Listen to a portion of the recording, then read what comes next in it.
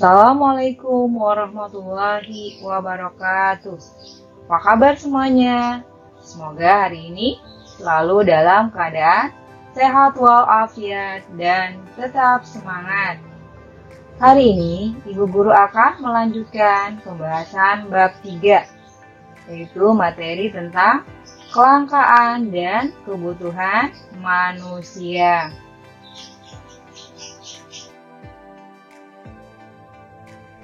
Adapun tujuan pembelajarannya adalah: yang pertama, siswa dapat menjelaskan kelangkaan dan kebutuhan manusia.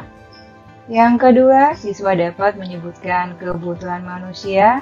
Dan yang ketiga, siswa dapat menjelaskan macam-macam kebutuhan manusia.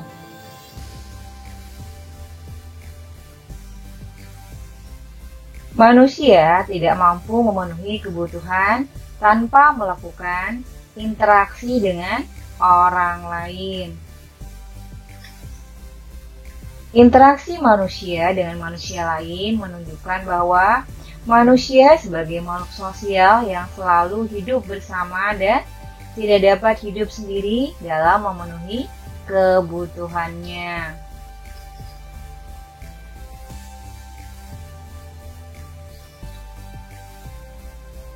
Interaksi merupakan kunci dalam sendi-sendi kehidupan sosial, karena tanpa interaksi tidak mungkin terjadi aktivitas sosial.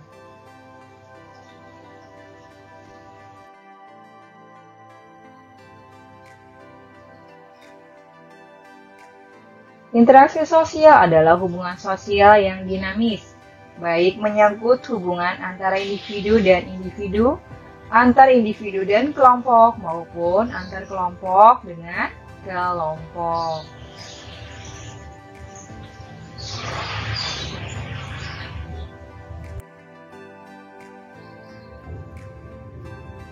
Yang pertama, kelangkaan sebagai permasalahan ekonomi manusia.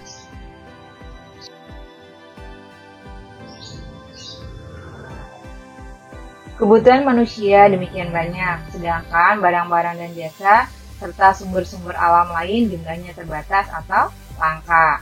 Sumber daya antara daerah yang satu dengan daerah lain tidak sama.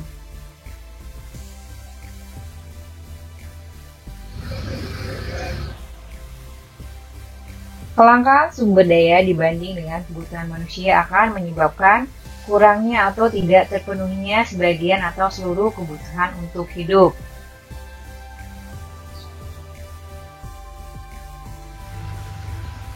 Untuk mengatasi masalah kelangkaan, maka perlu belajar ilmu ekonomi.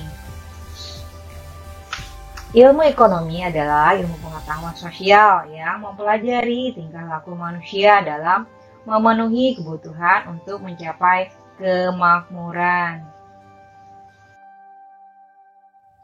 Yang kedua yaitu kebutuhan manusia. Ya, sepertinya belajar, kebutuhan kendaraan, kebutuhan rumah,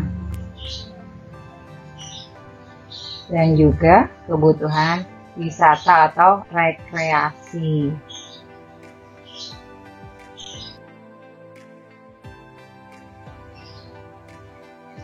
Agar alat pemenuhan yang kita miliki dapat mencukupi kebutuhan kita, maka sebaiknya dalam penggunaan kita harus sesuaikan dengan skala prioritas untuk menentukan kebutuhan yang paling penting, harus diutamakan pemenuhannya.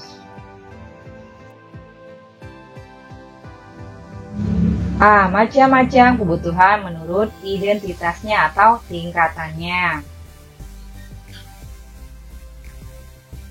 1. Kebutuhan primer atau kebutuhan pokok adalah kebutuhan yang harus dipenuhi karena bila tidak dipenuhi akan mempengaruhi kelangsungan hidup. Contohnya kebutuhan pakaian, kebutuhan rumah. Yang kedua itu kebutuhan sekunder atau tambahan, adalah adalah kebutuhan yang dipenuhi setelah kebutuhan primer terpenuhi. Kebutuhan sekunder merupakan pelengkap dari kebutuhan primer. Contohnya, perlengkapan kerja, perlengkapan rumah tangga, maupun perlengkapan pribadi.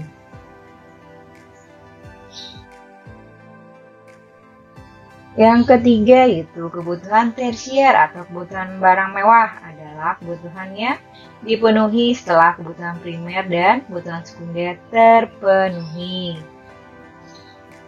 Kebutuhan ini tidak mutlak harus dipenuhi tetapi disesuaikan dengan kondisi dari masing-masing orang.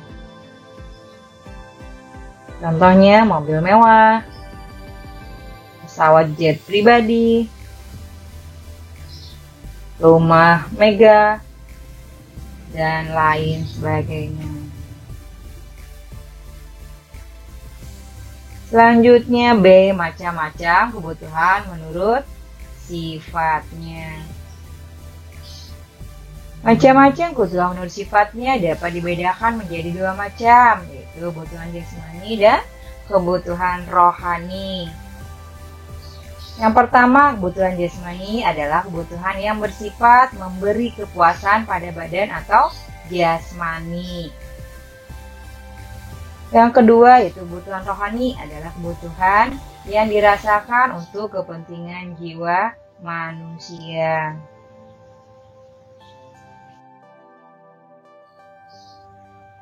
Selanjutnya C, macam-macam kebutuhan menurut waktu penggunaannya. Menurut waktunya, kebutuhan manusia dibedakan menjadi dua, yaitu sebagai berikut. 1. Kebutuhan sekarang adalah kebutuhan manusia yang harus segera dipenuhi pada saat dibutuhkan.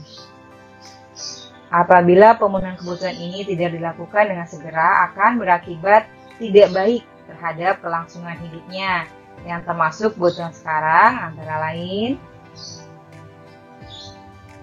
misalnya kita kelaparan dan kita harus butuh makan,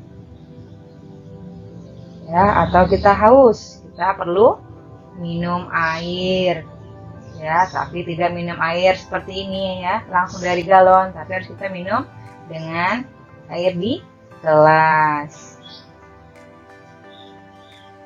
Selanjutnya, kalau kita sakit, ya kita harus melakukan perawatan medis ke dokter, yaitu kebutuhan sekarang. Yang kedua itu kebutuhan masa yang akan datang. Itu adalah kebutuhan manusia yang pemenuhannya dapat disanggupkan pada masa yang akan datang. Pemenuhan kebutuhan ini dapat disiapkan dari sekarang. Misalnya menabung, sekolah, ya, itu contoh pemenuhan kebutuhan masa yang akan datang. Selanjutnya D, macam-macam kebutuhan menurut subjek. Menurut subjek yang merasakannya, kebutuhan manusia dibedakan menjadi dua macam, yaitu 1. Kebutuhan individual atau kebutuhan yang berhubungan langsung dengan perorangan. Kebutuhan ini dirasakan oleh diri pribadi seseorang dan pemenuhannya dilakukan secara individu. Tentu saja kebutuhan ini tidak sama orang yang satu dengan yang lainnya. Contohnya selera makan, kehausan, ukuran sepatu, maupun ukuran baju. Yang kedua itu kebutuhan kelompok atau kolektif adalah kebutuhan yang dirasakan oleh kelompok orang secara bersama-sama dan pemenuhannya juga dilakukan secara bersama-sama. Contohnya sekolah, jalan umum, maupun jembatan. dan juga lapangan olahraga.